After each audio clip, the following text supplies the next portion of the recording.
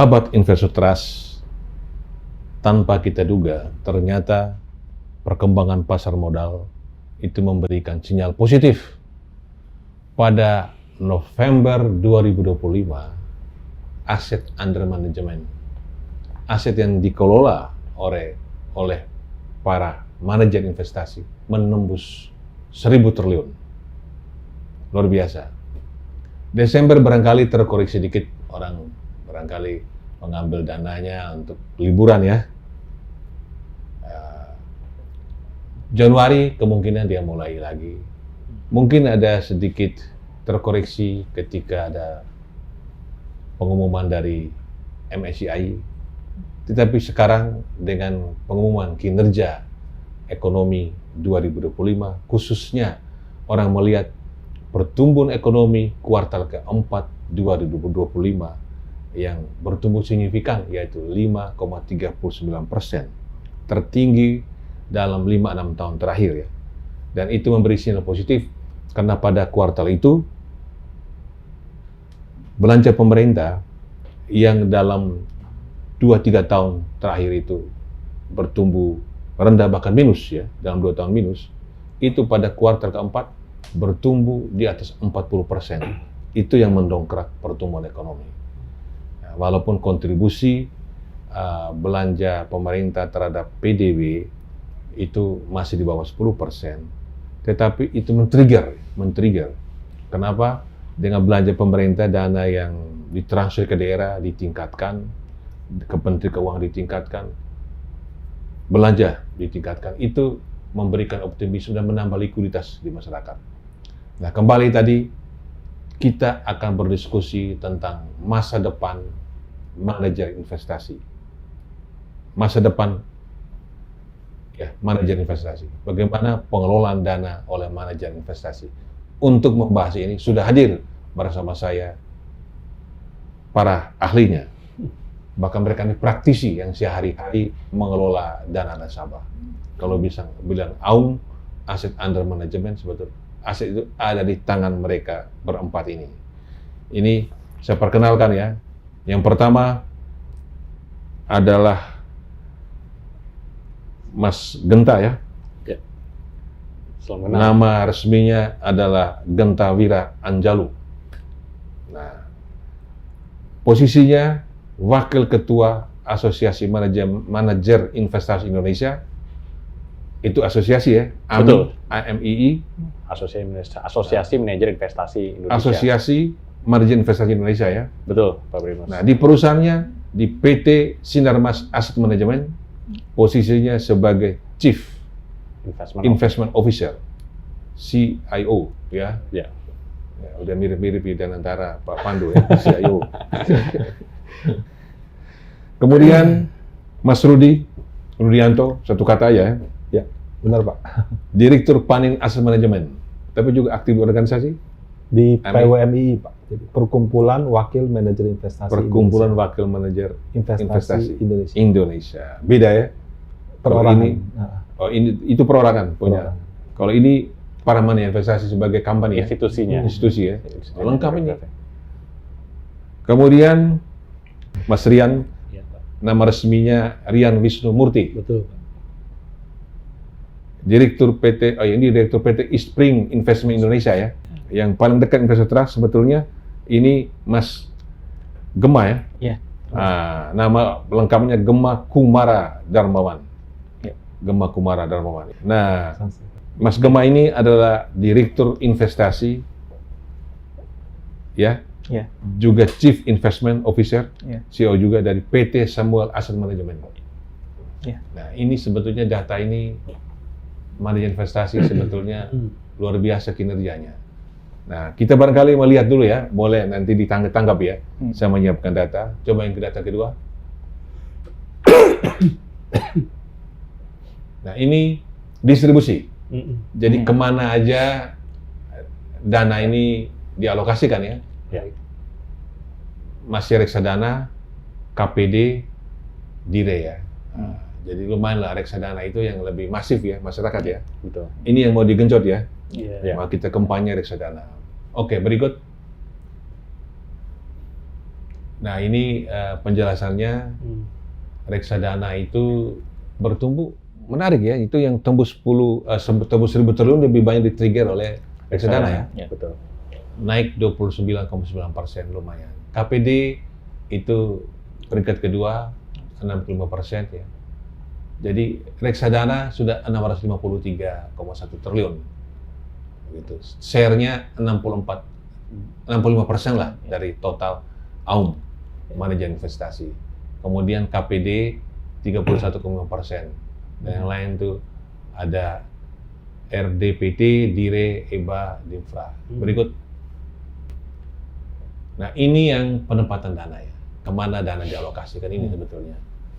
Ada 1, 2, 3, 4, 5. Jadi dari 5 instrumen ini tertinggi adalah pendapatan tetap ya. Ya. 253,6 triliun. Yang kedua justru pasar uang ya. Nah, yang ketiga terproteksi.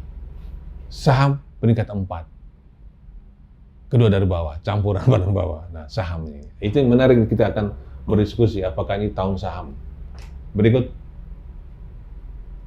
Nah, ini sebetulnya persaingan antara kalian ya. Ini ada chart-chart ini. Jadi yang nomor 1, pernah nomor 1, sekarang dia terjungkal ke nomor 19 ya. Ya kan? Ya, yang pernah nomor 2 dia terjungkal nomor 1 ke nomor 17, nomor 2 terjungkal ke mana? Nomor 19, terjungkal itu. Nah, yang peringkat 1 Manulife ya.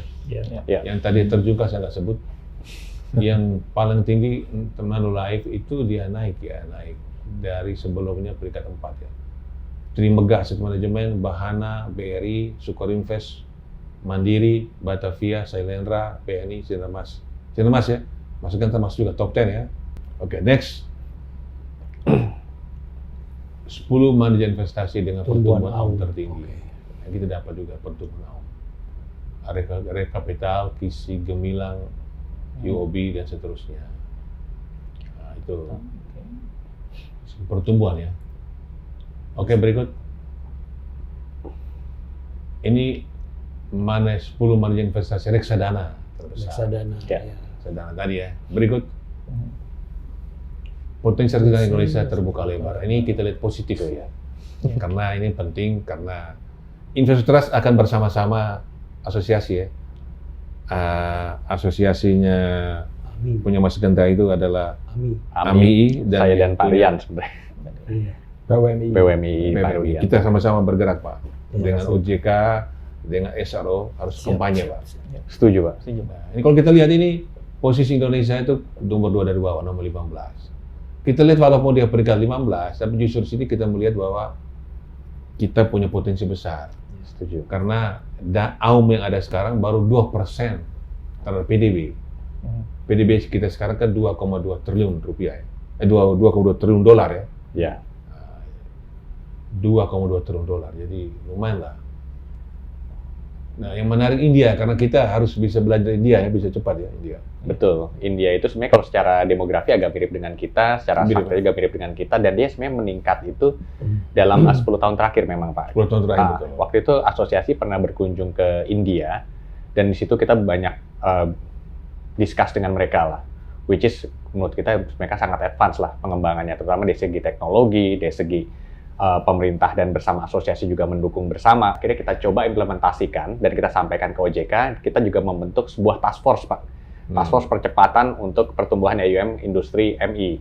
Nah, target dari awal dari task force tersebut memang menembus angka 1.000 triliun. Ternyata baru 1 tahun task force itu dibentuk sudah tembus 1.000 triliunnya Pak. Tapi sudah terbentuk task force ya.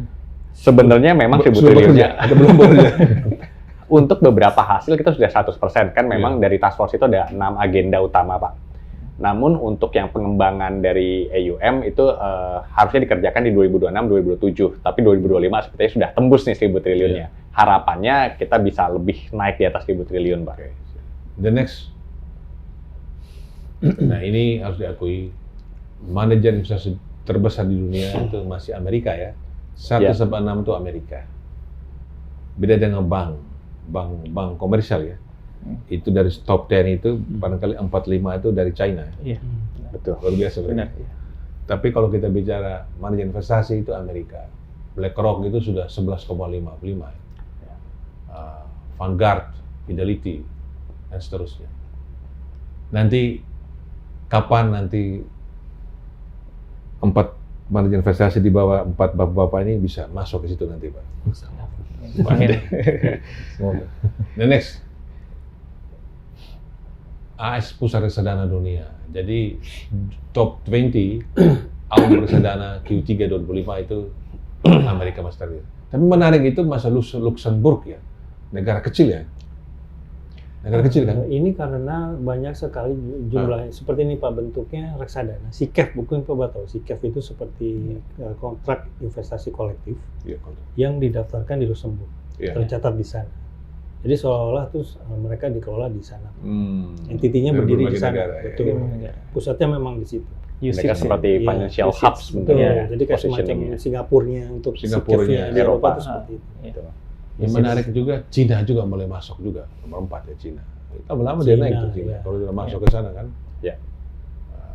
Dari Asia ada Cina, ada Jepang ya. Iya. Oke, the next. Selesai ya. Nah, udah selesai semua. Sekarang saya minta tanggapan dari Bapak berempat. Mulai dari yang paling dekat sama saya, Iya. Mas Gema ya. Nah, ini bagaimana sebetulnya secara umum prospek manajer investasi. Jadi manajer biar kita punya audiens yang heterogen ya, bisa paham. Ya. Manajer investasi itu perusahaannya ya. Iya. Pengelola itu wakilnya. Iya, wakil Jadi Bapak manajer berempat ini VMI ya, Iya, pengelolanya itu, iya. wakilnya. Nah, manajer investasi mengelola dana tadi sudah dijelaskan tadi.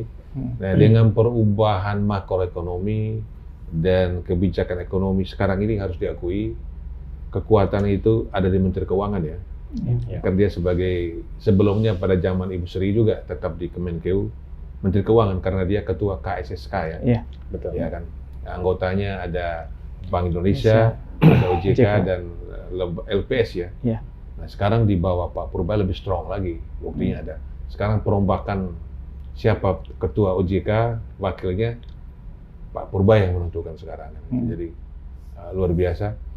Dan kita lihat suku bunga Fed Fund Rate 3,75, BI Rate 4,75 ya. Iya. Jadi selisih 100 basis point.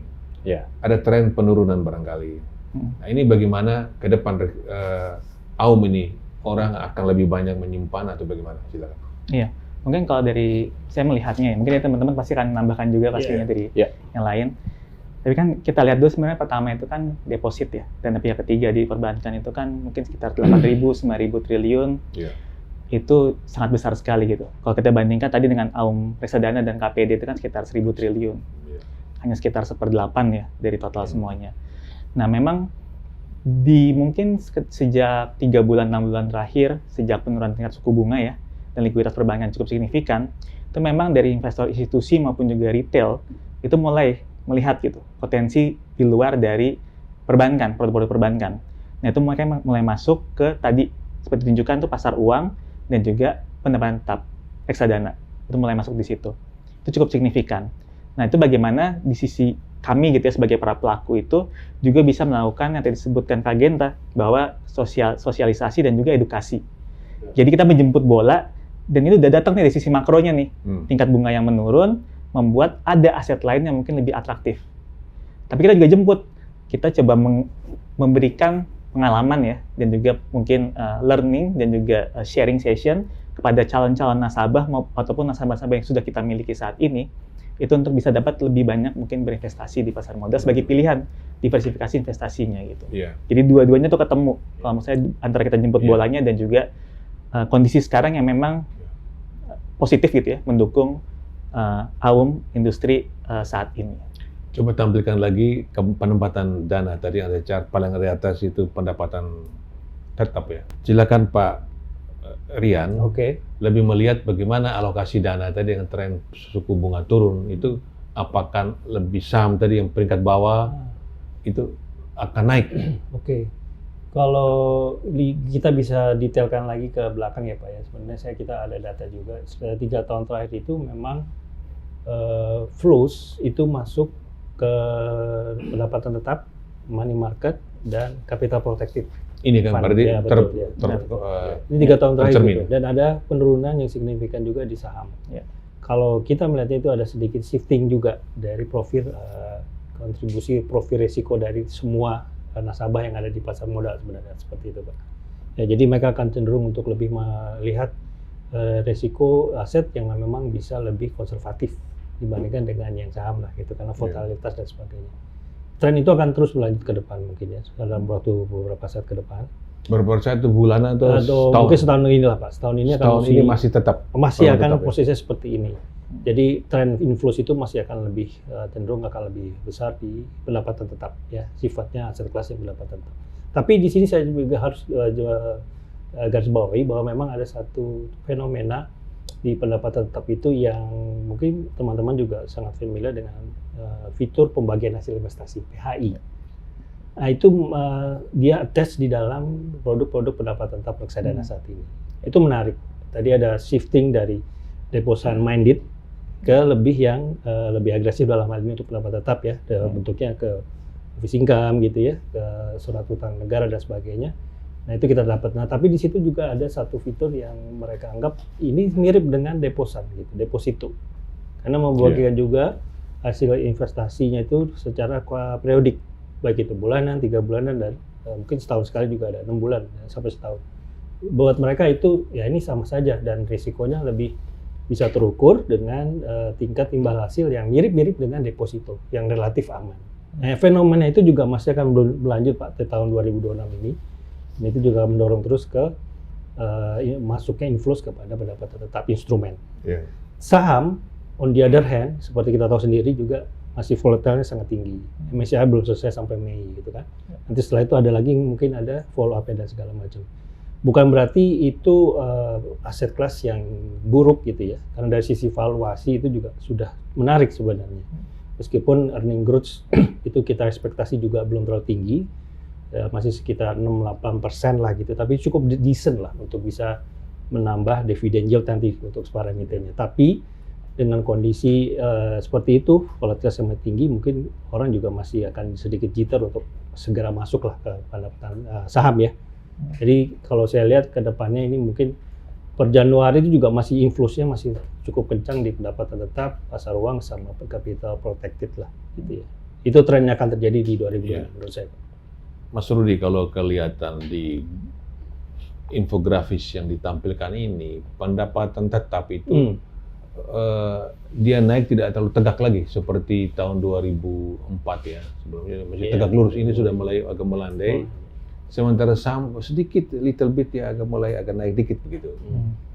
Nah ini apakah tahun ini, jadi kalau kita lihat penilaian dari MSCI ya, Morgan Stanley, Capital International yang diumumkan 27 Januari, dampaknya pada 28 ya, turun luar biasa pada 2 hari berturut.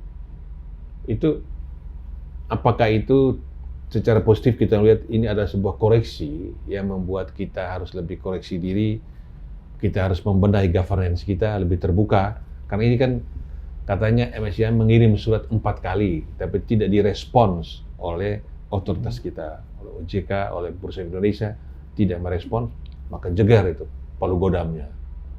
Nah dengan ini kan semua, bahkan presiden yang jarang sekali bicara pasar modal, bahkan sebelum kasus MSCI bicara pasar modal cuma sekali aja, bahwa pasar modal itu judi kan, saham itu judi, wah dia marah sekali, benahi. Nah ternyata yang dimasukkan presiden itu saham itu judi, bukan judi dalam arti yang dipahami bahwa hai anak-anak muda, kalau mau beli saham masuk ke pasar modal saham, belajar dengan baik karena high risk, high return luar biasa tapi ada high risk juga. Nah itu di-define dengan baik sekali oleh Pak Jeffrey Henry yang sekarang menjadi pelaksana tugas Bursa Indonesia. Dia menjawab ketika wartawan tanya, ini presiden mengatakan ini saham itu judi gimana? Oh maksud Bapak Presiden itu jangan kita ikut-ikutan aja influencer. Kita belajar yang benar ya, baru masuk pasar modal. Tapi kemarin presiden marah sekali karena presiden tahu betul kalau capital inflow kita susah. Dan itu ada kalimat bagus sekali dari siapa saya? Oh, Pak Menko Perekonomian Erlangga ya. Bagus sekali dia mengatakan bahwa pasar modal itu adalah jendela investasi Indonesia. Jendela. Orang mau masuk lihat pasar modal kan. Jadi jendelanya buram nggak bagus, orang nggak mau masuk. Jadi sebetulnya ini bagus sekali tahun ini. Mungkin ke depan saham akan bangkit. Tapi bagaimana Pak Rudi? Silakan. Baik. Jadi maaf Pak Primus, ini lebih ke tindakan MSCI terhadap Indonesia gitu Pak. Artinya salah satunya, tapi pertanyaan pokok adalah ini masih seperti ini nggak komposisi sampai akhir tahun? Pendapatan tetap masih begini, saham masih begini, atau saham mulai naik atau apa itu? Baik. Jadi mungkin tadi sudah jelaskan oleh Pak Gema dan Pak Rian. Saya mungkin menambahkan sedikit aja Pak. Jadi yang mendorong peningkatan pendapatan tetap Pak, itu yang jualan orang bank. Orang bank jualannya kencang sekali Pak. Yang jualan di bank pasti berasa Pak. Nah, di bank itu Pak, terus terang tingkat pemahaman literasi agen penjual karyawannya sama nasabahnya itu kalau dibilang canggih sekali ada, tapi yang biasa-biasa atau bahkan agak kurang juga cukup banyak. Jadi logikanya sederhana Pak. Ketika suku bunga turun, supaya nasabahnya tidak beralih, dia tawarkanlah reksadana pasar uang. Karena kalau dia tawarkan deposito, dia bilang bank yang lebih kecil menawarkan bunga lebih tinggi. Jadi supaya nasabahnya tidak pergi, tetap stay di bank itu, ditawarkanlah reksadana pasar uang yang kebetulan mungkin rate-nya lebih tinggi Pak dibandingkan deposito di bank tersebut. Jadi kenaikannya terjadi di situ. Nah kalau pendapatan tetap Pak, saya malah melihat ada fenomena seperti saya bilang semacam mental block Pak. Pada saat suku bunga turun kan harga obligasi naik. Nah logikanya orang bank jualan obligasi dong. Tapi kalau kita lihat data kepemilikan pribadi di obligasi FR Pak, malah cenderung stagnan agak turun Pak. Kenapa begitu Pak? Karena orang Indonesia Pak, kalau dia lihat harga obligasinya 110, 105 Pak, dia nggak mau beli Pak. Karena kalau beli 105 jatuh tempo kan 100, rugi 5 gitu kan. Logikanya pada saat suku bunga turun kan harganya 105 mungkin bisa jadi 108. Nah karena mereka mau beli obligasi tapi harganya sudah di atas 100, tapi cerita makronya suku bunga turun, harga obligasi naik, mereka daripada membeli obligasi FR, mereka beli reksadana pendapatan tetap. Nah, jadi saya lihat itu juga di bank mungkin ada cerita seperti itu. Karena kalau kita ngomong suku bunga turun, harga obligasi akan naik, benar. Tapi ketika mereka menjual produk yang harganya FR-nya 102, 105, 108, nasabah bertanya, kalau saya beli pas itu tempo dibalikin 100 apa 102? Jawabannya 100. Berarti kan di depan mata dia sudah rugi 2%. Padahal ada kupon yang diterima. Nah itu yang saya katakan. Jadi di level pemahaman nasabah itu konsep yield to maturity itu belum masuk. Mungkin kalau di investor institusi kita ngerti Pak. Oh harganya 105 tapi yieldnya 7,5%. It's okay, kita tetap beli. Tapi di level retail itu pemahaman itu tidak masuk. Makanya terjadi shifting di reksadana pendapatan tetap. Nah itu shifting dari pendapatan tetap maksudnya dari deposito tabungan ke reksadana pasar uang ke reksadana pendapatan tetap, atau bahkan dari FR Pak dijual di bank pindah ke pendapatan tetap.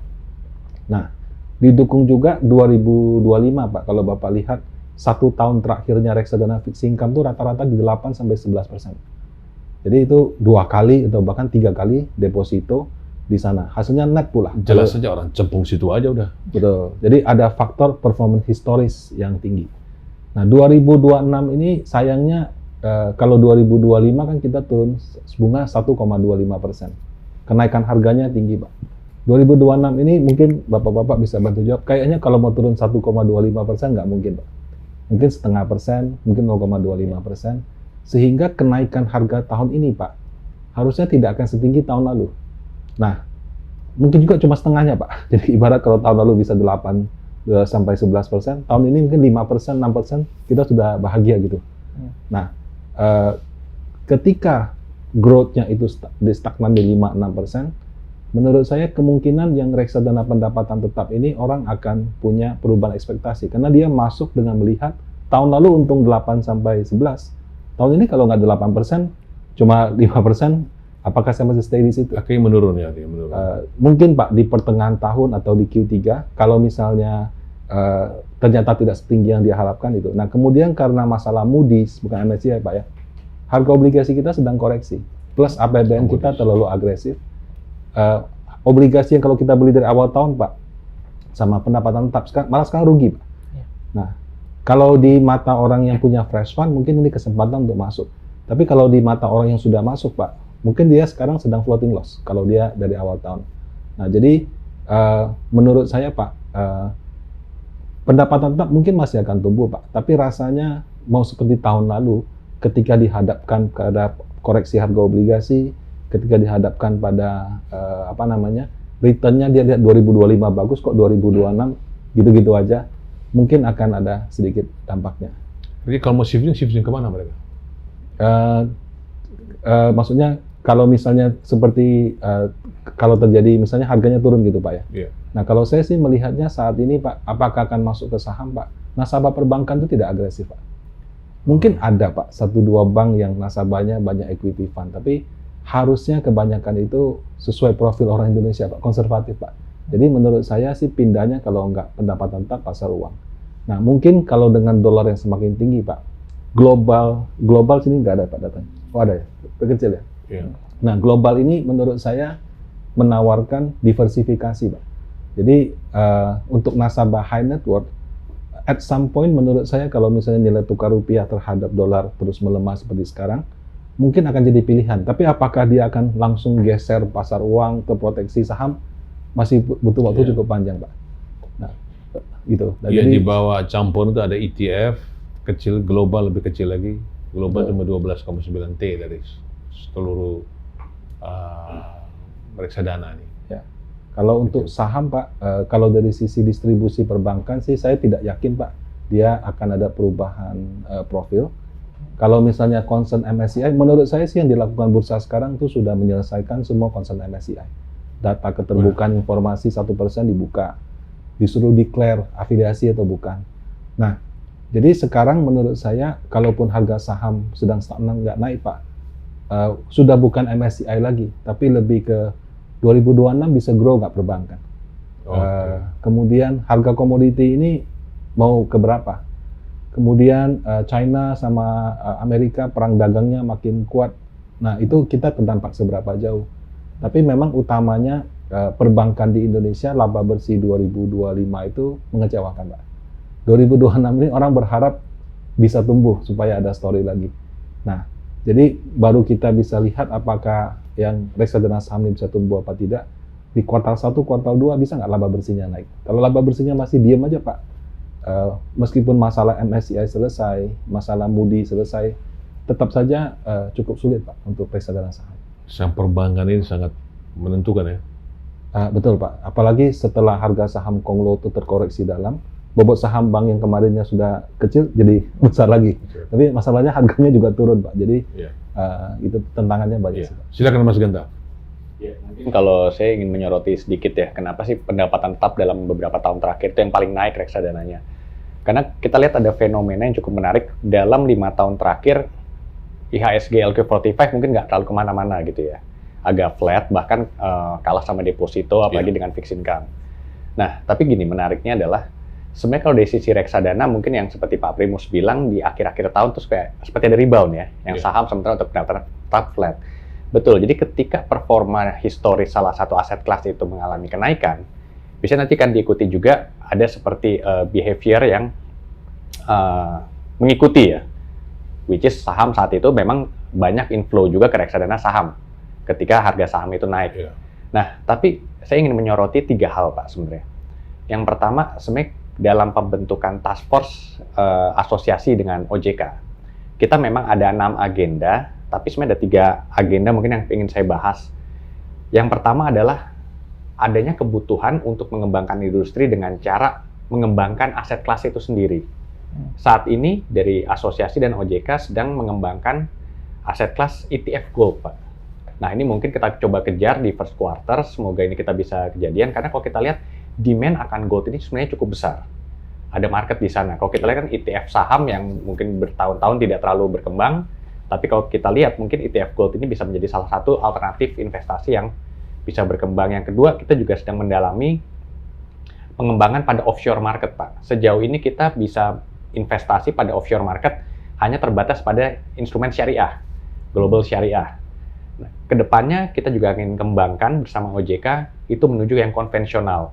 Kenapa? Kalau kita lihat dari beberapa MI yang memiliki global syariah, biasanya ketika bekerja sama dengan offshore fund, itu mereka ada keterbatasan untuk screening syariahnya. Tidak semua dari fund manager luar itu punya screening syariah, tapi kalau nanti konvensional pasti akan lebih berkembang. Nah, kenapa sih offshore fund ini cenderung terlihat menarik ya di luar? Kalau kita lihat di US, di China, mereka itu punya sektor-sektor yang lagi booming seperti sektor tech atau yang lebih new economy. Sementara kalau di Indonesia itu kan lebih banyak old economy, yang new economy tidak terlalu berkembang. Nah, itu yang bisa menjadi salah satu pilihan. Tapi tentu saja kita juga harus pahami bahwa ada concern jika memang offshore fund itu berkembang, bagaimana nanti pengaruhnya terhadap rupiah. Yang which is kalau kita juga belajar di India pun, mereka pun juga membatasi terkait capital outflow ya. Jadi mereka seperti ada capital control. Nah, itu yang nanti kita akan coba adaptasi. Jadi dari yang pengembangan aset itu ada 2, ETF Gold dan mungkin pengembangan offshore fund. Yang kedua, kita juga mencermati adanya kebutuhan untuk mengembangkan dari distribution channel sendiri, Pak. Yeah. Nah, yang sedang kita kembangkan itu adalah namanya TPRI, Pak. Tenaga pemasar reksadana individual. Nah, Konsepnya itu sebenarnya seperti jualan di asuransi. Asuransi itu kan kita banyak dengan agen-agen individual. Nah, kalau itu bisa kita terapkan di manajer investasi, seharusnya ini bisa menjadi salah satu ruang yang cukup besar. Kalau kita lihat jumlah apart itu mungkin masih cukup terbatas, hanya wapert hanya 90-an, sementara kalau kita lihat dari segi asuransi itu mungkin bisa ratusan ribu ya Pak Rian. Cukup banyak untuk agennya sendiri. Nah, kalau itu bisa kita kembangkan, harusnya cukup baik. Nah, yang ketiga, ini yang mungkin cukup penting adalah SOSEDU, sosial edukasi. Kita belajar dari India, saat kita berkunjung ke India, mereka itu mengembangkan mutual fund itu bersama-sama pemerintah, OJK mereka yang mereka sebut dengan SEBI, asosiasi, dan bersama MI. Mereka membuat kampanye dengan tema mutual fund sahihai, atau artinya reksadana itu tepat, investasi yang tepat. Nah, OJK bersama asosiasi dan juga kita juga bekerja sama dengan mungkin beberapa media seperti Bloomberg dan mungkin Investor Trust juga bisa join ya dalam hal ini. Kita ingin bersama-sama mengkampanyekan investasi pada reksadana. Bersamaan juga nanti kita juga akan kembangkan suatu program bernama SIP, Systematic Investment Plan, yang seperti rupiah cost averaging, yang tentunya kita akan targetkan untuk investor-investor atau nasabah-nasabah yang mungkin lebih ke bawah. Program ini berhasil di India, di mana kalau kita lihat dari B30-nya India atau yang Beyond 30 dari kota-kota besar, itu berkembang cukup signifikan di mutual fund tersebut. Nah, kita rencanakan di 2026 ini kita juga bisa finalize dan bisa berjalan. Jadi target untuk lebih di atas jauh 1.000 triliun itu bisa kita manfaatkan. Apalagi kan jumlah SID saat ini sudah tembus di 20 juta ya. Bahkan seperti yang Pak Rudi sampaikan, jumlah SID tersebut mengalahkan posisi government bond. Jadi sebenarnya potensi dari investor reksadana cukup banyak, hanya saja tinggal mungkin kita lebih perbanyak aja Pak. Seperti itu. ini task force yang saran tadi apa? Saran dari task force tadi? Task force OJK Aperdi. Nggak, sarannya apa tadi? Saran tadi? Oh, sebenarnya kita ada 3 tadi. Yang mungkin ada 6, tapi yang mungkin kita fokuskan 3, pengembangan aset kelasnya sendiri, Pak. Pengembangan distribution channel, sama sosial edukasi terhadap nasabah. Oke. Nah, kita coba memperhatikan jenis reksadana ya, jenis reksadana. Ini KPD masih bertumbuh signifikan. Itu mengapa Pak Gema, Mas Gema? Itu KPD masih dapat posisi cukup, masih 316 T. Porsinya 31. 16. Iya. Iya, 316 triliun ya. Ya. Ya, Jadi memang pengalaman dari kami ya sama manajemen itu memang saat ini setahun mungkin 2 tahun terakhir itu banyak KPD baru ya, dan itu juga berasal dari individual investor juga. Ya. Gitu. Investor itu tadi kan kebanyakan KPD itu atau KPAI ya, kontrak pengelolaan dana atau kontrak pengelolaan aset investasi itu biasanya dimiliki oleh institusi dulunya. Tapi semenjak adanya peraturan OJK yang menurunkan minimum dana penempatan pertama untuk KPD sekitar 5 miliar saja sekarang, itu mulai banyak tuh individual-individual itu mulai masuk, dan mereka pun masuk ke aset kelas yang cenderung lebih fleksibel, baik itu ekuitas, ada ekuitasnya, ada obligasinya, dan juga ada pasar uangnya. Jadi terbuka secara lebih lebar lah gitu. Lebih fleksibilitasnya sangat tinggi bagi investor individual yang memang mereka mencari opportunity di pasar gitu. Jadi itu dalam beberapa tahun terakhir itu mulai masuk di sana, dan banyak sekarang juga beberapa dari agen penjual reksadana ya atau Apert itu juga mulai menawarkan kepada HNW ya, high net worth individualnya yang mereka miliki di nasabahnya itu untuk juga melakukan investasi itu via KPD gitu. Apabila ingin melakukan yang lebih fleksibel dan punya banyak pilihan gitu dari sisi aset investasinya. Iya. Pak Rian barangkali bisa jelaskan Oke. buat ini pemirsa kita yang heterogen, apa perbedaan pokok antara reksadana dan KPD? Oke. Pada dasarnya intinya KPD itu adalah kontrak yang dibuat bilateral, Pak. Jadi antara manajer investasi dan satu tadi seperti investor institusional gitu ya. Contohnya mungkin yang paling nyata itu institusional ini adalah asuransi biasanya. Jadi mereka itu dalam pengolahan dananya itu bentuknya bisa unit link atau non unit link sementara ini karena mereka memiliki keahlian hanya memang untuk pengolahan asuransi gitu ya Pak. Dia menyerahkan mandatnya itu kepada manajer investasi yang memang profesional untuk pengolahan dana gitu ya. Nah, saya lihat di sini KPD memang 2023 itu sempat sedikit terjadi perubahan kebijakan ya waktu itu ya karena membatasi jumlah KPD yang boleh masuk reksadana waktu itu dan dibatasi hanya 50% itu harus ada isinya government bonds atau surat berharga yang diterbitkan Bank Indonesia. Itu shifting Pak dari reksadana itu sempat drop juga lumayan karena 20% Pindah ke KPD. Dia pindah ke KPD dari reksadana Pak. Mau nggak mau mereka harus meredeem yang ada di reksadana dan pindahnya ke KPD. Dan itu stay sampai saat ini gitu ya. Jadi mereka belum melakukan pindah karena memang ada peraturan baru lagi sekarang boleh diperbolehkan lagi tuh Pak. Di reksadana boleh, tapi belum serta-merta pindah langsung ke reksadana karena mereka timbang-timbang juga dan ada sedikit juga shifting dari bisnis model mereka Pak, dari asuransi gitu ya.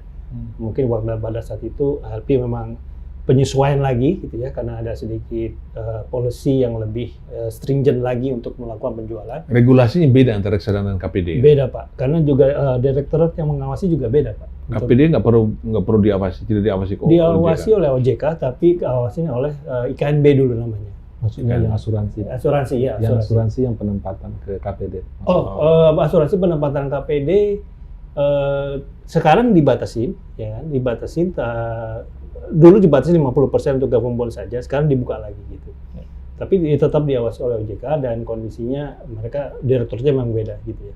Tapi saya bilang tadi memang ada sedikit shifting dari bisnis model mereka. Kewajiban pelaporan semua sama dengan reksadana. Pelaporannya mungkin sedikit beda, template, formatnya segala macam, tapi dari sisi pengawasannya mungkin akan sama Pak. Jadi kepemilikan di satu pihak berapa, di satu kelompok berapa, single party limit berapa, itu disampaikan juga oleh mereka, oleh asuransi ya selama ini. Yang saya mau garis bawahi sini adalah bisnis shift yang mereka berubah dari unit link biasanya ke reksadana yang agresif gitu Pak ya, aset kelas yang agresif ke life fund. Life fund itu lebih kepada yang konservatif. Lama ini mungkin pendapatan tetap lagi. Jadi nanti kalaupun nanti mereka masuk lagi pertama kali lebih besar lagi ke reksadana itu mungkin kembali kepada yang pendapatan tetap lagi. Nah itu push lagi ke reksadana pendapatan tetap gitu. Jadi driver untuk pendapatan tetap mungkin masih akan lebih besar dari sisi insurance company. Jadi yang punya dana KPD kebanyakan institusi atau pribadi? Institusi Pak, dari perspektif kita ya. Sementara ini mungkin dari sisi yang individual itu sedang bernaik lah, pelan-pelan berlahan menaik gitu ya. Tapi biasanya KPD itu adalah bentuknya institusi. Minimum berapa untuk KPD? 5 miliar rupiah kalau berdasarkan POJK regulasi Pak. Ya. Dan itu return lebih tinggi daripada reksadana? Enggak juga sama, karena pengolahan strateginya mungkin mirip sama gitu ya, dan investasi di aset kelasnya juga mungkin sama Pak. Gitu. Jadi dari point of view investor, ya. Saya harus taruh reksadana atau KPD itu pertimbangan apa? Dari sisi masing-masing tujuan dari institusi dalam hal ini mungkin dalam institusi insurance ya Pak ya. Tadi seperti saya bilang mereka lebih menyerahkan ini kepada mandat ke profesional gitu ya. Mereka lebih fokus ke asuransinya. Itu mungkin akan lebih nyaman buat mereka untuk menyerahkan ke manajer investasi dalam bentuk KPD gitu ya. Karena mereka bisa dari sisi mungkin peraturan single party limitnya itu tidak seperti yang harus dibuat oleh reksadana. Mereka bisa mengatur sendiri apa yang sesuai dengan peraturan regulasi yang mereka mengatur mereka gitu. Jadi tidak perlu seperti-merta harus sesuai dengan reksadana yang itu untuk publik lah, kurang lebih seperti itu. Jadi lebih bisa fleksibel. Iya. Kalau tren dunia itu gimana Pak Rudi? Reksadana dan KPD, besaran mana? Tetap reksadana kan mutual fund? Kalau untuk yang dunia Pak, kadang-kadang ketika dia publish seperti tadi BlackRock 11,4 triliun itu nggak jelas Pak, yang reksadananya berapa, ETF-nya berapa, KPD, karena di luar negeri itu mereka ada aset under management sama ada aset under istilahnya apa ya, kayak penasehat gitu. Advisory. Aset under advisory Pak. Jadi dia nggak kelola Pak, cuma dia advice. Nah, advice itu harusnya di Indonesia kita sebut KPD, tapi di luar dia tidak ada. Nah, itu menyebabkan kita kadang tidak jelas juga Pak. Kalau hedge funds masuk kemana? Dana hedge fund. Hedge fund itu Beda lagi hedge fund. Aset kelasnya beda Pak. Maksudnya bukan dalam klasifikasi dua ini sih menurut saya.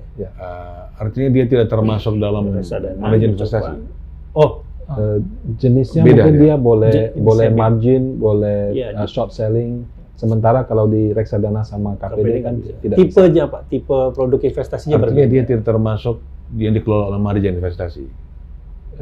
Hedge fund sendiri, di luar itu. Fund itu mungkin dia alternatif investasinya lebih cukup luas Pak ya. Ya. Itu nggak cuma dalam Untuk basic produk. main underlying, tapi bisa derivatif, bisa apapun. Ya. Nah, mungkin saya juga ingin menggarisbawahi sebenarnya pertanyaannya apa sih perbedaan reksadana sama KPD dari Ya. segi point of view of investor. Kalau reksadana itu lebih public fund. Kalau KPD itu lebih tailor-made sebenarnya, tergantung kebutuhan dari investornya. Contoh dalam hal ini, jika investor adalah asuransi, tergantung kebutuhan asuransi pada mereka seperti apa. Jadi kalau ada asuransi A, B, C, dan C, memiliki kebutuhan yang berbeda-beda nih Pak. Nah itu biasanya mereka akan masuk ke public fund. Mereka akan membuat suatu strategi yang khusus buat mereka, lebih cocok. Makanya kalau dalam KPD itu kan selalu ada namanya pedoman investasi yang dibuat ya, antara MI dengan pihak investornya seperti apa. Nah itu tailor-made biasanya bentuknya.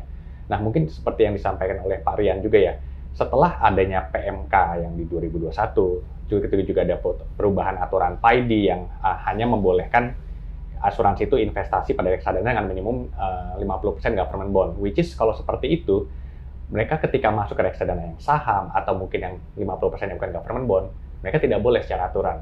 Makanya mereka dari institusi asuransi tersebut mengalihkan ke KPD. Yang which is kalau dalam aturan KPD itu bisa dilakukan hal tersebut. Nah, kalau dari segi individual, memang kalau kita lihat dalam beberapa tahun terakhir, individual itu juga cukup banyak ya, seperti yang disampaikan oleh Pak Gema. Kenapa sih ada permintaan individual terhadap KPD bukan ke reksadana? Kadang beberapa high net worth client ya, itu biasanya mereka cenderung ada preferensi tertentu yang mungkin agak berbeda dengan public fund yang sudah ada, seperti itu. Karena kalau kita public fund kan memang itu kita tidak mereferensikan untuk segmen tertentu, Pak. Tapi untuk beberapa segmen tertentu, mereka bisa ada permintaan khusus dan bisa fulfill lewat KPD. Seperti itu, Pak. Mungkin saya tambahkan sedikit dari sisi kebijakan investasi juga mungkin bisa ada yang fleksibilitas tadi. Tarian sempat bilang tadi kan di KPD itu. Kalau individual misalnya, kita tahu kan reksadana saham, itu minimum apapun kondisi pasar, itu 80% harus investasi di saham. Tapi kalau di KPD itu kita bisa membuat kebijakannya itu sesuai dengan bilateral ya dengan investornya tersebut, misalnya 0 sampai 100%. Jadi bisa semuanya itu full cash atau full saham tergantung dari kondisi pasar tertentu gitu. Ya, saya fleksibilitasnya juga beli reksadana, datang ke perusahaan manajer investasi, mereka sudah punya ini, Anda pilih yang mana, sudah ada. Kalau KPD saya belum pernah mengalami. KPD saya kalau punya uang 10M atau 100M kan saya mesan. Itu kan. Mas Gema bikin saya begini. Nah, ini di saham, ini di obligasi, ini yang government bond, ini yang corporate bond. Saya menentukan ya dalam itu. Betul. Kadang-kadang untuk produk KPD, Pak, manajer investasi itu bisa high conviction, Pak. Jadi misalnya kalau di reksadana publiknya dia nggak mau sentuh saham konglo, Pak. Di KPD aja bisa saham konglo semua. Nah, karena dia cuma berhadapan sama satu nasabah. Sabar ya, nggak boleh saham konglo semua tuh di reksadana ya. Misalnya, Pak. Misalnya dia tentukan saham kalau PI di atas 100 kali nggak boleh masuk. Sebab pada tema tertentu yang paling banyak untung saat 2025 itu yang bisa dengan bangga diumumkan oleh OJK Bursa Indonesia. Kita punya ISG naik sekian persen itu gara-gara konglo stok, Pak. Jadi konglo stok pernah mengkontribusi terhadap kebanggaan bangsa. Memang tergantung entry. Bapak kalau masuknya Januari 2025, ya Pak. Bapak masuknya Januari 2026, Pak, tinggal setengah. Itu repot ya. Timingnya berarti. Jadi timing kapan gitu? Makanya saya selalu mengikuti Instagramnya dari Pak Rudianto. Tapi gini Pak, seperti yang disampaikan, kalau di reksadana itu kan memang harus mengikuti POJK 23 ya, which is ada batasan satu underlying itu maksimum 10% kalau yang konvensional, kalau yang syariah itu maksimum 20%. Tapi kalau dengan KPD itu bahkan kita bisa 100% untuk satu nama, Pak. Jadi memang batasan-batasan Gitu, itu yang lebih fleksibel yang seperti disampaikan oleh Pak Ini Gema penting tadi. sekali saya bertanya perbedaan itu karena Pak Erlangga, Menko Perekonomian kita mengumumkan untuk menggerakkan pasar modal, maka pemerintah akan mempush OJK ya, itu mengubah itu regulasinya. Institusi, dana pensiun, asuransi, Boleh yang masuk. sosial seperti BP Jam Sostek ya, kalau BPJS Kesehatan kan nggak lebih banyak, bahkan banyak defisit malah kan. Itu penting untuk orang sakit tiap hari kan. Jam Sostek yang paling banyak gitu, BP Jam Sostek. Itu dari 10 menaikkan 20%. Itu akan dampak bagus juga. Itu mereka lebih banyak taruh KPD atau reksadana? Atau langsung ke saham? Reksadana kalau menurut saya sih. Reksadana. Tempat sih, tapi Reksadana. biasanya reksadana. Kalau yang kita experience sih banyak yang masuk reksadana, karena mereka juga satu dari sisi regulasi corporate governance-nya mereka itu juga cukup ketat, Pak. Jadi mereka seperti dibilang tadi kan fleksibilitas ada untuk KPD gitu ya, tapi dengan unsur regulasi monitoring yang cukup besar, mereka lebih nyaman itu akan masuk ke reksadana yang memang diatur secara rapi gitu. Nah ini dengan menaikkan itu boleh ke 20% ke saham itu kabar baik atau tidak bagi industri asuransi? Kalau tidak salah, Inspring ini banyak menangani dana-dana asuransi ya? Betul, Pak. Betul. Nah, seperti saya bilang tadi, ini bisnis model mereka sedang berubah nih. Ya, jadi sekarang ini lebih banyak tradisional produk yang mereka jual. Dan tradisional produk itu didukung dengan aset kelas yang pendapatan tetap untuk jangka panjang karena aset liability segala macam. Yang cenderung lebih tidak volatilitasnya rendah, kurang lebih seperti itu. Jadi belum ada appetite yang cukup signifikan increase akan masuk ke dalam saham lah gitu ya. Karena matching antara liability dengan aset mereka itu harus dijaga dengan baik, Pak. Dan itu hanya bisa dijaga dengan kalau memang fokusnya lebih konservatif aset kelasnya gitu. Tapi tidak menutup kemungkinan, Pak. Tadi seperti kita tahu bahwa industri saat ini sudah cukup masih volatile untuk saham dan segala macam. Kemungkinan mereka untuk lihat offshore juga ada gitu ya. Karena ada kemungkinan juga karena kebetulan Spring ini juga produsennya juga ekspor ke offshore-nya juga ada, Pak, karena memang ini perusahaan multinational company. Jadi aset mereka, liabilities mereka juga ada yang berbentuk US dollar. Nah, kemungkinan besar yang global itu juga mungkin mereka melirik gitu ya untuk masuk ke dalam aset kelas seperti itu. Meskipun asetnya dalam dolar, tapi ditaruh masih dalam negerinya juga gitu. Tapi untuk aset lebih matching, kemungkinan besar shiftingnya akan justru lebih ke global yang kalau Indonesia-nya marketnya sedang bergejolak, mungkin di sana lebih bisa steady lah.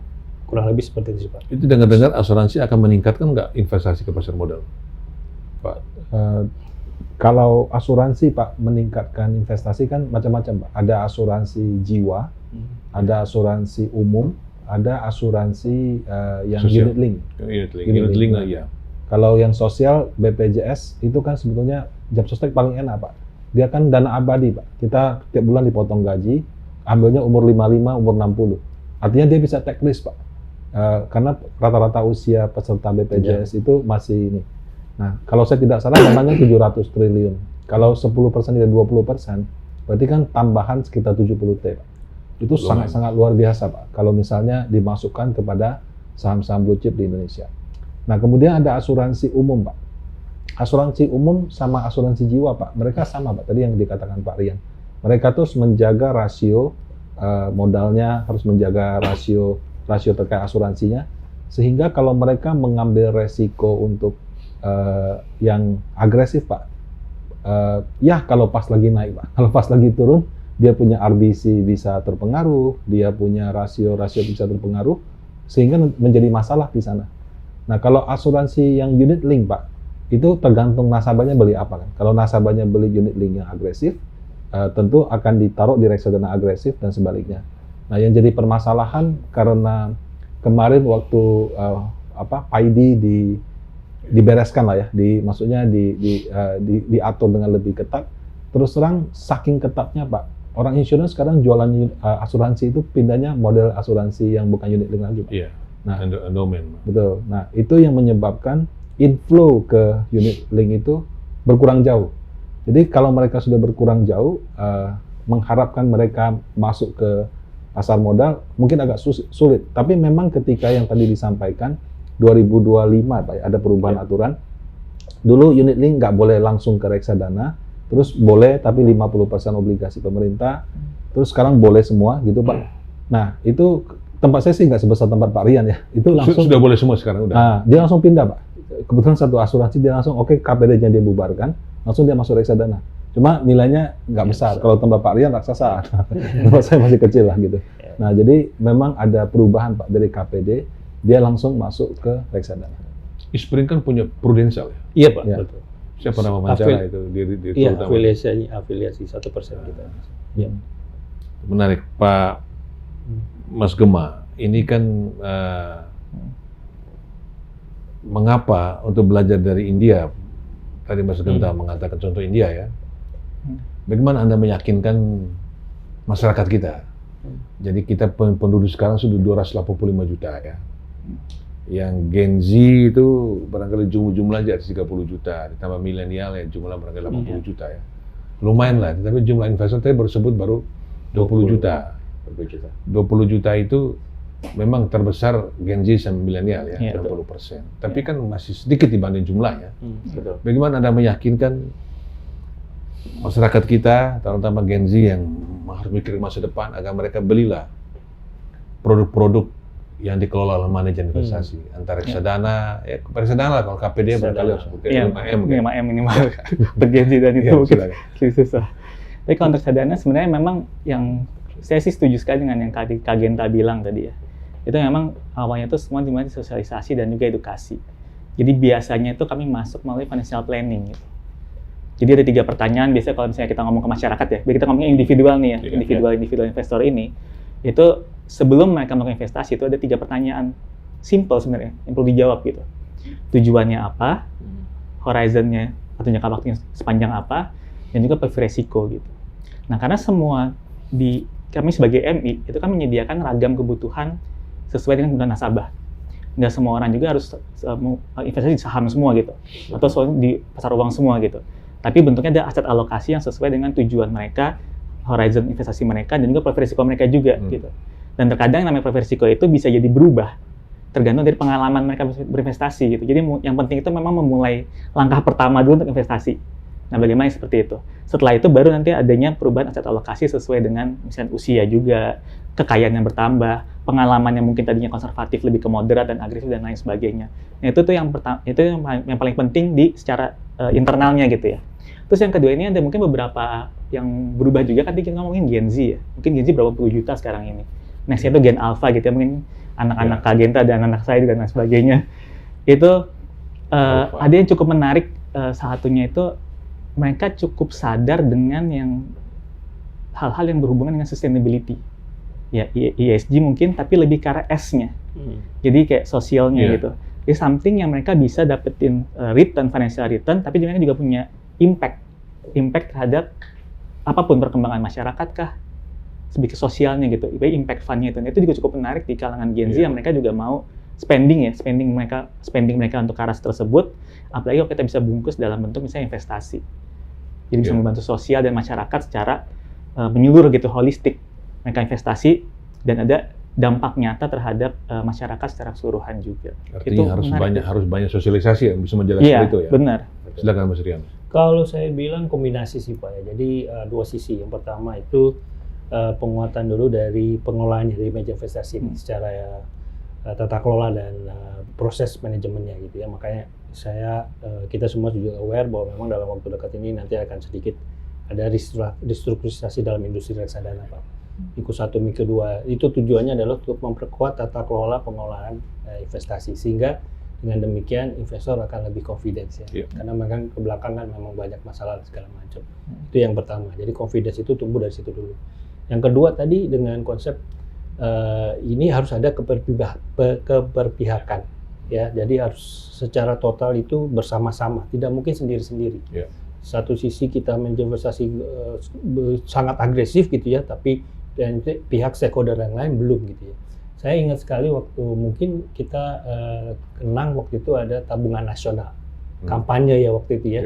Itu dari mulai pemerintah yang paling bawah sampai yang atas itu semua ada program gitu. Tabungan nasional, siapa yang nggak kenal tabungan nasional? Kita nabung gitu ya. Singkatnya Tabanas ya? Ya, Tabanas. Semua dari SD Pak? Nah, dari SD kan. Oh, guru wajib kan? Bah. Diperiksa Pak, mana bukunya? Konsep yang Diperiksa sama di itu absen. harus seperti itu kalau mau memang tumbuh signifikan. Nah, salah satu caranya tadi dengan SIP tadi, Systematic Investment Plan. Itu satu konsep yang saya kira pas gitu ya. Jadi menabung secara reguler, disiplin, tanpa memperkirakan market timing Pak. Mau turun, mau enggak, tetap aja nabung. Jadi disiplin. Nah, itu konsep yang memang sosial edukasi tadi harus penting. Tapi itu harus secara stakeholder semua.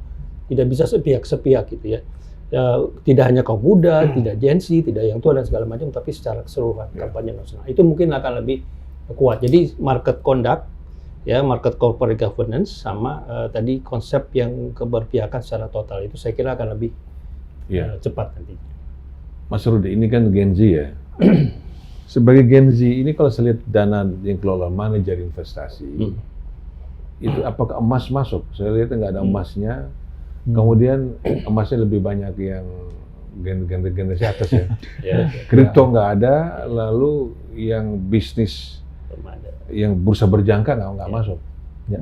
Kan bursa berjangka juga orang yang forex lah, yang trading emas lah. Tapi itu nggak masuk juga dalam ini. Itu kenapa? Oh, secara aturan Pak. Jadi cryptocurrency atau sekarang namanya AKD, aset keuangan digital, itu belum termasuk dalam kategori efek Pak. Jadi reksadana tidak bisa beli. Nah, emas yang sekarang sedang Pak Genta dan tim belum tergolong efek, tapi kan kripto sebagian sudah diatur di bawah pengawasan OJK karena ada efeknya. Oh, karena bahasan itu. Betul Pak. Jadi gini Pak, jadi di reksadana itu kan mengikuti POJK tentang reksadana berbentuk kontrak investasi kolektif. Ya. Nah, portofolionya itu disebut efek Pak. Terus ada penjabarannya Pak, saham, obligasi, MTN dan seterusnya. Oh, jadi belum masuk dalam definisi efek. Betul. Yang boleh dibeli oleh reksadana. Nah, jadi kripto dan lain itu belum masuk di efek. Oke. Betul. Tapi setahu saya Pak, ada semacam manajer investasi yang dia buat seperti semacam reksadana dan isinya itu kripto-kripto Pak. Cuma dia bukan manajer investasi. Artinya tidak di bawah pengawasan OJK? Mungkin OJK yang kripto Pak, bukan OJK yang pasar modal. Oh, iya OJK kripto, ya. Nah, jadi itu seperti itu. Nah, kalau untuk yang emas Pak, nah emas saat ini sedang diusahakan dari sisi ETF Pak. Cuma kendalanya itu pertama menurut saya yang paling besar itu di pajak Pak. Ya. Jadi pajak betul. Jadi ketika misalnya Pak, saya nih Rudi beli emas Pak, misalnya sekarang 1 gram 3 juta, saya belilah misalnya 100 gram Pak 300 juta, saya simpan Pak, terus harganya naik jadi 400 juta Pak. Secara pajak Pak, itu saya kalau saya jual, saya itu harus laporkan Pak di SPT keuntungan pengalihan harta 100 juta. Dan kalau saya masukin 100 juta, saya harus bayar pajak itu mungkin sekitar, tergantung saya punya tarif gaji ya Pak, bisa tergantung lah, bisa 5, 10, 15, biasanya sih rata-rata 30%. Jadi saya harus bayar 30 juta. Nah, apakah semua orang melaporkan keuntungan emasnya? Saya berani taruhan Pak, mungkin 99% orang tidak lakukan. Jadi kalau dia jual emas, ya udah gitu kan. Karena kalau disuruh bayar, dia bilang saya rugi, kamu nggak ganti. Untung kok saya harus bayar gitu kan. Nah, itu dia, itu. Logika orang kan begitu. Kalau reksadana Pak, beli emas Pak, nggak bisa gitu Pak. Karena kami itu belinya pakai PT Pak. Reksadana itu kan punya MPWP. Dia beli emas 300 juta, naik 400 juta dia jual Pak. Itu 100 juta keuntungan itu langsung masuk di pembukuan, kita bayar pajak Pak. Dikurangi biaya jadi sekitar 22%. Nah, jadi kalau orang beli emas 100 gram, reksadana beli emas 100 gram, sama-sama naik jadi 300 jadi 400 juta Pak. Di reksadana nanti munculnya cuma 360 juta atau 370 juta. Sementara di nasabah 300 jadi 400. Dia akan bilang, mendingan saya beli langsung. Apalagi datang ke toko emas yang kadang-kadang transfernya sudah nggak tahu dari siapa, bayarnya nggak tahu siapa. Jadi karena memungkinkan celah-celah seperti itu, ETF itu nggak jalan Pak. Atau kalaupun dipaksakan susah. Paling di level institusi Pak. Misalnya asuransi mau beli. Nah itu mereka harus yang resmi semua. Tapi kalau di level retail Pak, itu nggak akan jalan sampai dia punya pajak bisa final. Iya. Gitu. Mas Genta, bagaimana meyakinkan Gen Z, milenial, kalau Alham masih belum, masih 12 tahun ke bawah, Iya. supaya mereka bisa beli produk-produk reksadana? Betul, mungkin sebenarnya kalau ketika Gen Z itu mulai belajar investasi, saya lebih menyarankan pertanyaan mereka ke ahli investasi itu jangan saham apa yang naik, tapi seberapa besar resiko yang bisa kita terima, seperti yang Pak Kagema sampaikan tadi ya. Apakah ketika sahamnya itu naik itu mereka cukup nyaman, atau ketika turun mereka juga masih nggak sakit perut gitu ya. Nah, terus apa sih bedanya dia beli saham sendiri atau dengan reksadana? Tentu kalau reksadana itu kan cocok buat mereka yang baru belajar investasi. Kenapa? Karena investasinya akan dikelola oleh profesional dan ahlinya. Dan ketika mereka juga tidak punya waktu untuk mengelola, mereka bisa menyerahkan hal tersebut ke dalam reksadana. Nah, memang seperti yang disampaikan juga bahwa sosialisasi ini menjadi sangat penting. Dan memang sosialisasi ini tidak bisa dilakukan oleh satu MI saja atau satu asosiasi saja, tapi betul-betul keseluruhan asosiasi, MI, OJK, pemerintah, bahwa seperti yang dilakukan di India, Mutual Fund Sahihai atau reksadana itu adalah pilihan investasi yang tepat. Jadi jika ada rasa aman, ada rasa trust atau percaya dari segi nasabah, tentu ini bisa menjadi salah satu jalan keluar untuk mereka menginvestasikan dananya. Karena kalau kita lihat ya, sebenarnya dari penduduk Indonesia yang masuk ke dalam usia pensiun, Pak, mungkin hanya 10% yang bisa mengcover usia pensiun mereka. Bayangkan kalau saat ini demografi kita yang cukup gemuk ya di tengah, di 2045 itu kebanyakan sudah usia pensiun tapi tidak memiliki dana pensiunnya. Bayangkan itu berapa beban negara yang harus dikeluarkan. Nah, seharusnya ini bisa menjadi salah satu program negara, setidaknya untuk 2045 ini, mereka sudah bisa pensiun dengan posisi tanpa membebankan negara. That's why kalau kita lihat, semoga Investor Trust juga bisa bersama asosiasi, Pasti mengikuti bersama-sama kita. bersama OJK dan pemerintah untuk mengembangkan industri bersama-sama, Pak. Iya. Ini tadi bahasa India apa tadi? Mutual Fund Sahihai. Sahihai. Sahihai. Artinya mutual fund apa? Reksadana itu investasi yang tepat. Reksadana investasi tetap. Reksadana investasi tetap ya. Yang tepat. Yang tepat. Investasi tepat ya. Betul. Mutual fund Sahihai. Wah, kayaknya katam betul ini. Sahihai. Sahihai. Belajar di India, Pak. Belajar India ya. Iya. Kita pernah ngundang itu chairman dari dari apa namanya tuh? Dari Bombay Stock Exchange ke sini. Oke. Berseminar sih dia bicara. Jadi teknologi, di sana kemajuan selain literasi juga teknologi, memudahkan orang teknologi. Itu ada perusahaan teknologi sekarang di sini, mereka lagi menawarkan produk itu, produk mereka untuk bisa menjangkau para driver, yang ojol-ojol semua, para petani bisa, dan dengan biaya murah. Nah itu mereka membantu nasabah-nasabah di bursa Bombay Stock Exchange. Itu saya pikir bagus juga. Nah, sekarang India memang sangat sukses, Pak. Jadi bahkan bobot India di MSCI itu mungkin 15-20%. Iya. Bobot Indonesia itu cuma 1%. Mau turun lagi. hebatan mereka dong.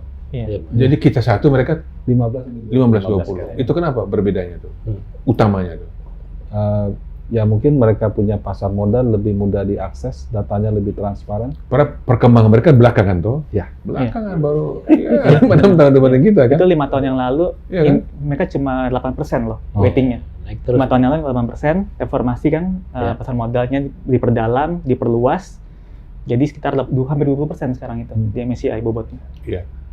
20 kalinya kita. 20 kali dari kita. Nah, mereka punya investor sudah tembus 200 juta, mungkin sekarang sudah 225 juta. Iya. Gitu. Jadi luar biasa. Dan kita belajar India. Nah, sekarang terakhir Pak, pertanyaan terakhir. Saran Anda berempat ini bagaimana agar manajer investasi sesuai dengan sejarahnya bahwa dia ini adalah ahlinya, apalagi sekarang bersertifikat. Nah, masyarakat umumnya, khususnya Gen Z milenial, mengapa harus percaya kepada manajer investasi? Karena mereka, dana Anda dikelola oleh WMI, Wakil Manajer Investasi. Mereka ini bekerja harus punya sertifikat, dan itu harus ada sekolahnya, dites, baru mendapat sertifikat dari OJK ya. Ya. Dan itu. Tapi bagaimana saran secara keseluruhan? Ya 2-3 saran agar betul-betul reksadana bertumbuh ke depan dan seperti tadi. Mereka pensiun, hidupnya nyaman. Sekarang orang takut pensiun loh Pak. Mas Rian, takut pensiun. Banyak saudara saya takut pensiun. Kenapa? Ya yang ASN, yang pegawai negeri Pak. Iya. Pegawai negeri yang dia dapat ketika dia aktif, gajinya 10 juta, 15 juta. Yang gaji 50 juta aja pensiun 3 juta. Iya, tunjangannya hilang. Ya. Ayah saya pegawai negeri pensiun 2,5 juta. Nah itu nggak mungkin. Kalau dia pensiun, anak dia udah bekerja semua, oke. Tapi kalau pensiun 55 tahun, anaknya masih sekolah, segala macam, kalau kayak repot. Apalagi nikah terlambat, nggak mungkin hidup dengan itu kan Pak. Betul. At least sekarang ini menurut Pak Budi Gunadi Sadikin Pak, walaupun itu dia dibully karena dia menyampaikan fakta yang menyakitkan. Benar faktanya kan dia bankers gitu Pak. Iya. Untuk bisa hidup sejahtera lah itu 15 juta at least Pak. Setelah pensiun. Di bawah itu kita susah sejahtera Pak, kan gitu. Nah, bagaimana menyarankan agar orang mulai membuat investasi itu reksadana? Silakan. Iya. Mungkin kalau untuk kami gitu ya. Itu kan tadi kalau untuk pasar secara keseluruhan tentu itu butuh semua pihak lah untuk membantu baik dari sisi regulator, kami juga sih sebagai pelaku industri itu dibutuhkan untuk membuat industri tetap maju dan semakin baik lagi gitu ya.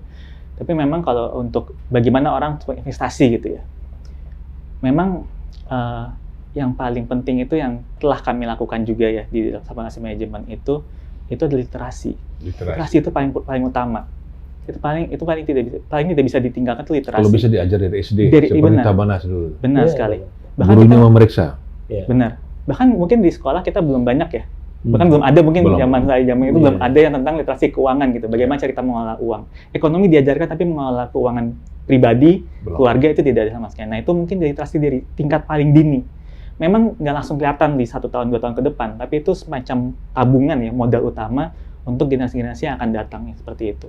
Itu literasi itu satu kata yang menurut saya itu yang paling penting yang harus dilakukan sedini mungkin dan juga sedalam mungkin dan relevan dengan apa yang nanti akan dihadapi setiap individu, setiap investor itu di masa-masa yang akan datang. Iya. Silakan Pak Rian. Kalau saya bilang menyambung tadi memang ada 2 pilar Pak. Yang pertama dari sisi investor dan sisi manajer investasi sendiri. Investor tadi dengan literasi diharapkan mereka bisa melakukan pekerjaan rumah mereka. Jadi sebelum melakukan investasi di reksadana, mereka tahu dulu nih, jangan beli kucing dalam karung lah gitu ya. Reksadananya seperti apa, performance-nya bagaimana, isinya apa. Kan sekarang sudah ada aturan tuh Pak, di fact sheet semuanya sudah ada. Dan yang paling penting sekarang kalau Gen Z itu udah paling gampang Pak. Masuk aja ke website gitu ya.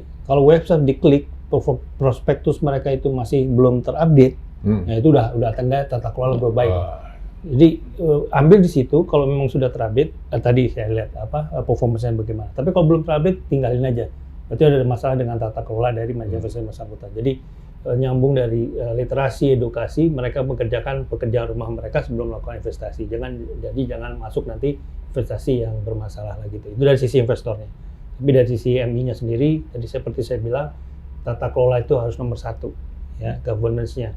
Anda punya 8 fungsi. 8 fungsi itu berfungsi dengan baik mulai dari investasinya, risk manajemennya, ya kan, transaksi efeknya dan segala macam. Itu harus berjalan dengan baik dan harus terus ditingkatkan. Ya, kalau bisa memang sesuai standar internasional. Jadi jangan kayak misalnya MSCI yang tadi udah disuruh segala macam, tapi kita nggak lakuin juga. Respons, jadi semakin kita international standard itu akan semakin bermutu kita, seorang semakin trustnya akan semakin gede. Jadi 2 hal itu kombinasi antara 2 hal. Satu lagi mungkin dari sisi supply-nya. Supply efek yang ada di Indonesia itu masih terbatas Pak. Makanya sekarang bisa ke offshore dan segala macam itu adalah untuk diversifikasi kalau Indonesia jelek. Nah, supply itu tadi berkaitan juga dengan indeks dan segala macam. Kalau bisa IPO dan segala macam itu yang berkualitas, kapitalisasinya besar, sehingga pasar kita lebih dalam seperti India juga gitu. Karena kapitalisasi itu akan terbentuk dengan efek-efek yang ada di dalam pasar modal sini. Jadi kombinasi dari 2 pilar tadi plus supply yang lebih bagus, saya kira produk reksadana juga akan seperti itu. Tadi Mas Rian sebut Iya. offshore, Iya. itu manajer investasi boleh menempatkan dana Ada instrumen luar sebagian. negeri. Betul Pak. Untuk yang global syariah itu, yang syariah Syariah. sekarang produk itu 100% boleh diefek luar negeri. Tapi memang syariah gitu ya. Iya. Karena diversifikasi untuk yang di Indonesia supply-nya belum banyak. Iya. Silakan Mas Rian, sarannya. Kalau tadi Pak Primus sebut 15 juta, Pak, saya jadi ingat 15%, Pak. Jadi beberapa waktu lalu asosiasi itu pernah diskusi sama asosiasi dana pensiun, Pak.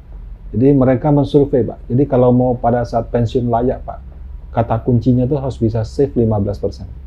15% dari penghasilan. Nah, kalau yang kerjanya formal, Pak, kita tuh sudah BPJS JHT, Pak, 5,2% atau 5,2, 5,3 plus BPJS yang JP, jaminan pensiun 2 dan 1, 3%. Jadi sekitar 8%, Pak, daripada penghasilan kita setiap bulan itu sudah dipaksa, Pak, nabung di BPJS. Dipaksa BPJS.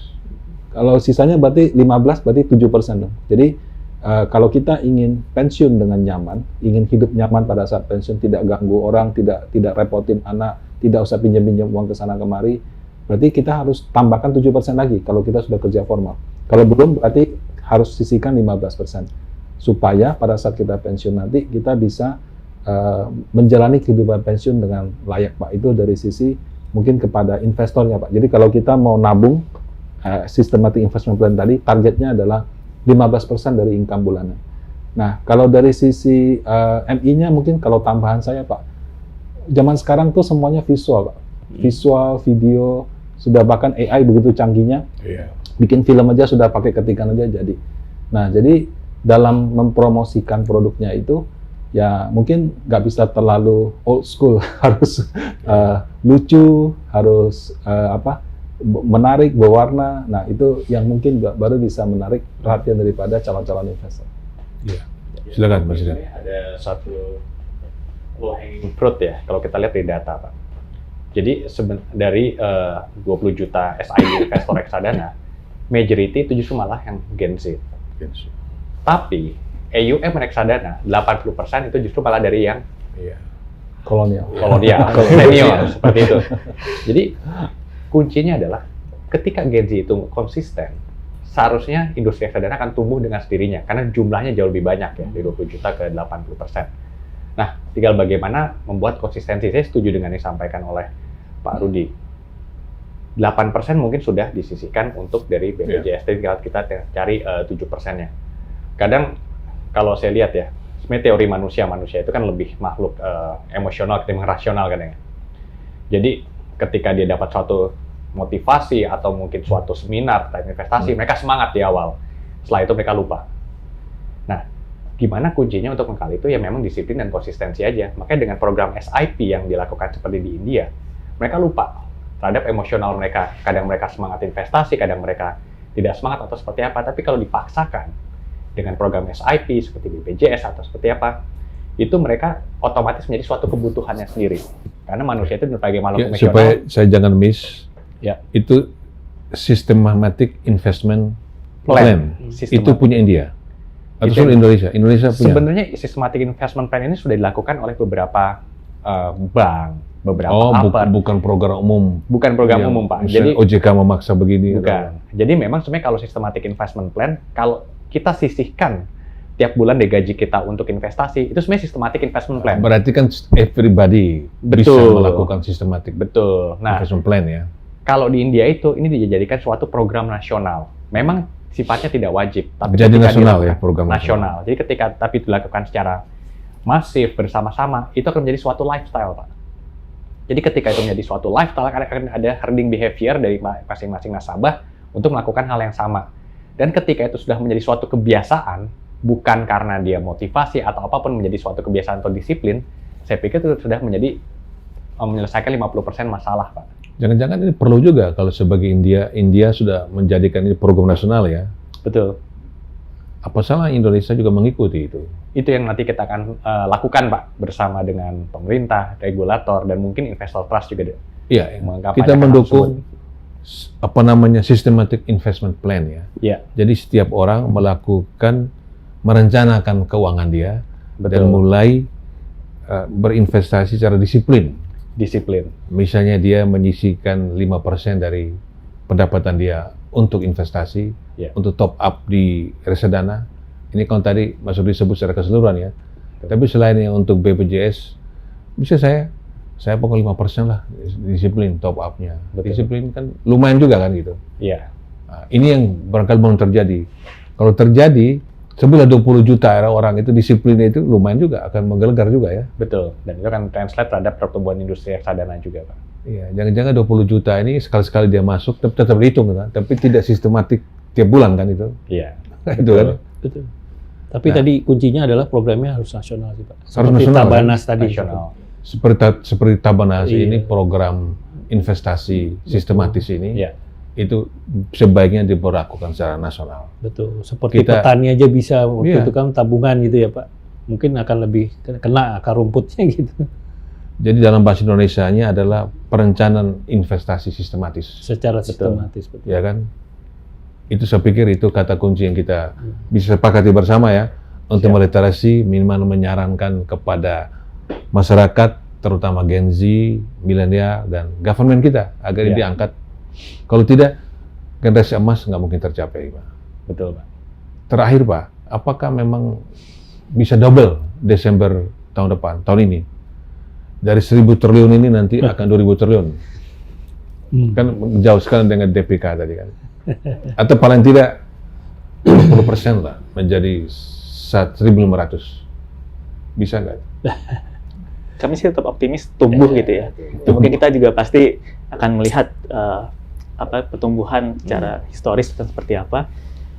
Itu mungkin akan coba kita targetkan juga secara industri gitu ya. Tapi pasti ya tadi kalau misalnya tadi systematic investment plan itu dapat menjadi program nasional, itu akan mempercepat atau akselerasi dari pertumbuhan dana kelolaan yang ada di industri kita.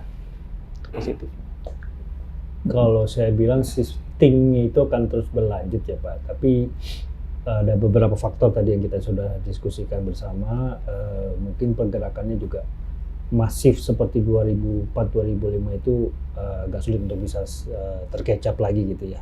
Jadi mungkin akan tetap tumbuh dengan kondisi memang banyak faktor yang harus dipertimbangkan seperti kondisi ekonomi, kemudian tadi volatilitas saham dan sebagainya. Jadi peningkatan akan terjadi, tapi mungkin tidak akan mengulang lagi yang terjadi di 2004-2005. Peningkatan persentage. Tidak setinggi, Secepat ya. secepat, terutama tahun berapa? 2024 ya. 2024 ya? Tinggi ya? Tinggi ya. 25. 2025 ya? Ya, itu flow-nya banyak sekali ke pendapatan tetap memang. Itu berbeda. Saya sependapat dengan Pak Rian. Jadi orang itu akan rajin top up Pak kalau dia lihat return-nya positif Pak. Nah 2025 return-nya positif Pak, Januari sampai September. Makanya top up-nya rajin sekali Pak. Nah 2026 awal ini yang mereka rajin top up ini lagi turun Pak. Kalau misalnya tetap bergejolak apalagi APBN segala macam, mungkin top up untuk yang pendapatan tetap tidak akan sebanyak itu. Nah, harapan lainnya adalah ketika ada perubahan peraturan asuransi, KPD-nya pindah ke reksadana, mungkin Pak itu bisa one time Pak, besar. Cuma seberapa banyak akan pindah itu sangat tergantung Pak, karena kayak dari tempat saya, dia pindah semua Pak. Tapi tadi diceritakan Pak Rian, masih lihat-lihat dulu kan Pak ya, karena dia mau lihat-lihat strategi, lihat-lihat apanya. Bisa juga sudah nyaman dengan yang di KPD begitu. Nah, tapi pada saat shifting itu terjadi, saya kira kalaupun naik Pak itu cuma one time only Pak. Jadi nggak bisa dijadikan acuan bahwa akan terulang terus-menerus. Kalau tidak salah 2024 itu yang dari reksadana malah pindah ke KPD kan? Betul, Terjadi kan? sudah terjadi. Dan pembalikan arah tahun lalu ya? Ya, Mudah-mudahan. kalau pembalikan kalau terjadi harusnya tahun ini Pak. Tapi kalaupun dia terjadi, menurut saya itu akan case by case Pak. Karena beberapa sudah nyaman Pak dengan KPD. Jadi mungkin nggak ada kepentingan untuk pindah. Iya. Mungkin yang paling pasti dalam investasi itu ya ketidakpastian itu, Pak. Nah, saya melihat gini, seperti yang disampaikan oleh Pak Rudi, Pak Rian, Pak Gema. Ketika tahun sebelumnya itu baik, orang akan bersemangat investasi. Ketika tahun berikutnya buruk, mereka tidak bersemangat untuk investasi. Nah, inilah yang tercipta uncertainty, yang which is ketika kita ditanya apakah tahun ini akan double atau enggak, masih banyak uncertainty yang mungkin uncontrollable. Nah, dengan adanya systematic investment plan, sebenarnya kata sistematik itu saya lebih menerjemahkannya adalah mengubah sesuatu yang sifatnya uncontrollable menjadi controllable. Nah, ketika itu semua menjadi kontrol dari which is negara untuk betul-betul investasi, karena dalam teori investasi kita tidak tahu market itu bergerak kemana, tapi kita bisa berinvest secara rutin, yang which is kita bisa mendapatkan harga atau investasi return yang dengan cukup baik ya, dengan rupiah cost averaging. Dengan teori seperti itu dan kita bisa lakukan secara sistematis, saya pikir dalam kondisi market seperti apapun, selama negara itu bertumbuh secara GDP, ekonominya naik, mereka rutin melakukan investasi, angka double itu sesuatu yang cukup mudah menurut saya. Yeah. Tapi ketika mereka hanya dihadapkan bahwa harus returnnya bagus, ketika return jelek mereka nggak mau investasi, mereka akan bisa dibilang uncertainty. Yeah. Arah perkembangan seperti itu. Kenapa kalau kita lihat dalam 5 tahun terakhir, reksadana kadang naik, kadang turun, karena semuanya tergantung returnnya yang makanya kalau kita lihat, systematic investment plan ini merupakan program yang cukup baik untuk industri investasi maupun juga ekonomi negara. Ya, apapun juga namanya investasi, tetap harus ada return-nya, Pak. Ya. Sebagai investor, kita tunjuk laporan keuangan, bilang bagus, bagaimana return-nya, labanya, kan itu kan, Pak. Betul. Termasuk perorangan yang investasi. Pemirsa, kita sudah berdiskusi cukup lama, sekitar 1 jam lebih ya, tentang manajer investasi, tentang peran dari wakil manajer investasi, reksadana ya, kita bicara. Investasi itu tidak bisa jangka pendek. Kan begitu ya Bapak-Bapak? Ya. Yang namanya investment itu jangka panjang. Anda berinvestasi justru untuk memikirkan masa depan Anda. Yang Gen Z, milenial sudah mulai bekerja, investasi untuk memikirkan setelah Anda tidak lagi bekerja di sektor formal. Anda sudah pensiun, nah waktu itu apakah Anda bisa hidup tanpa gaji bulanan? Itu justru. Jadi bukan horizonnya 2-3 tahun, 5 tahun, 10 tahun pun tidak. Kita berpikir jangka panjang. Oleh karena itu, berinvestasi itu jangan lihat tahun ini kejadian seperti apa. Harus tetap dilihat, tetapi bukan itu pertimbangan utama. Pertimbangan utama hanya jenis-jenis investasi. Jenis-jenis jenis-jenis dana kelolaan, jenis-jenis investasi, manajer investasi ya, mau dia pendapatan tetap, obligasi negara, obligasi korporasi, mau dia di reksadana pasar uang, apakah dia mau di saham dan sebagainya.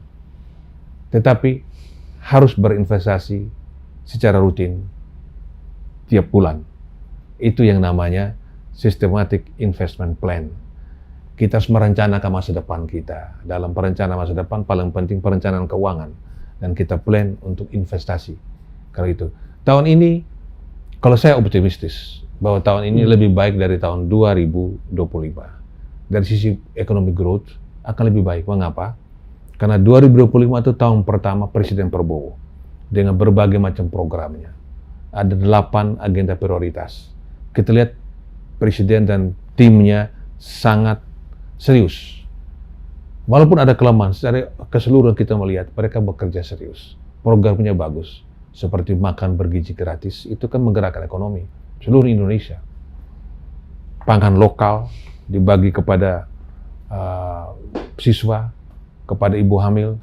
Tapi bahan pangan lokal itu kan menggerakkan ekonomi. Pembangunan 3 juta rumah, itu kan setiap pembangunan rumah, gedung, itu paling tidak ada 150 produk yang ikut. Mulai dari batu, pasir, semen, genteng, dan sebagainya. Berbagai macam program lainnya. Ini akan mulai berdampak 2026 dan seterusnya. Kita optimistis. Kemudian dari sisi governance negara, itu kita lihat tiap hari ada aja yang tertangkap tangan ya.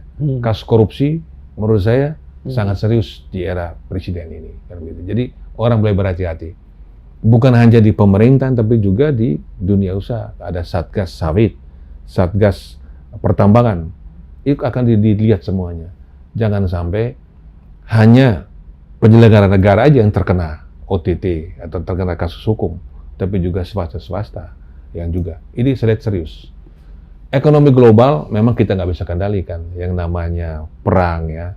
Kita lihat setelah itu jangan-jangan akan menyerbu Iran lah atau gimana. Dari geopolitik ini masih bergejolak. Tapi kalau kita hanya memperhatikan sana, kita nggak menangani diri kita sendiri, kita akhirnya terombang-ambing. Jadi masalah Indonesia harus diselesaikan oleh kita sendiri. Dan itu menyebabkan saya optimistis. Tapi kembali pada investasi, kalaupun tahun ini suku bunga stay tidak diturunkan, menurut saya tetap Anda mulai berinvestasi. Yang berani mengambil risiko silakan top up di saham tertentu yang Anda melihat bagus kan. Yang Anda agak takut berisiko, mau aman, investasi paling aman lah reksadana. Reksadana sekian jenis, tetapi untuk paling aman kan reksadana pendapatan tetap. Udah jelas taruh di fixed income. Itu. Jadi pilihan banyak. Jadi bagi masyarakat, investor, mulailah membeli reksadana saat ini. Bagaimana dengan manajer investasi?